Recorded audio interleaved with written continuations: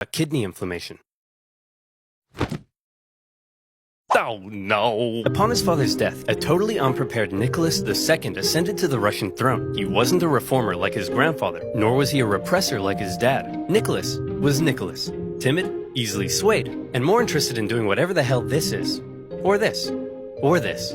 He wasn't ready to rule, and he himself admitted it, saying, "I'm not yet ready to be Tsar. I know nothing of the business of ruling." Bit of an awkward time to bring it up. However, Nicholas firmly believed that he was chosen by God to be Russia's big daddy. And while he doubted his ability to rule, he was gonna give it his best shot. And hey, who knows? Maybe he wouldn't be so bad after all. To get things off to a good start, Nicholas promised free pretzels and beer to a huge crowd in Moscow to celebrate his coronation. So enticing a proposition to starving peasants that the ensuing stampede left nearly 1,500 people dead. What the hell happened? We're not sure, but you're scheduled to go party with the French at 8 o'clock. Shouldn't I stay here out of respect for the people? When have Russian czars ever respected the people?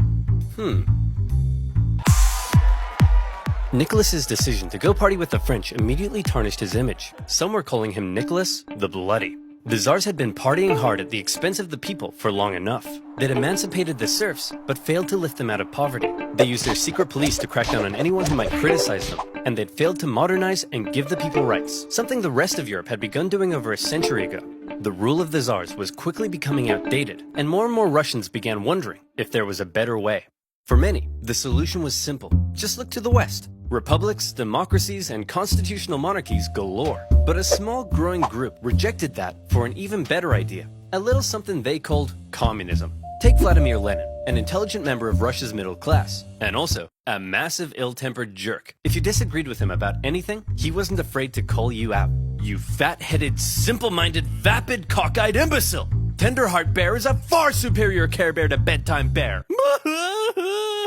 And he was no stranger to political unrest either. His older brother was executed for plotting to kill the Tsar, and Lenin himself was expelled from university for participating in a student protest. But how did Lenin go from being a middle-class nerd to the arbiter of socialist divinity? Well, to tell that story, we first need to go back a few decades to when a man named Karl Marx wrote a manifesto explaining how capitalism is a system whereby the stinky bourgeoisie oppressed and exploited the working masses, and that only through class warfare could the workers rise up and instate a communist utopia.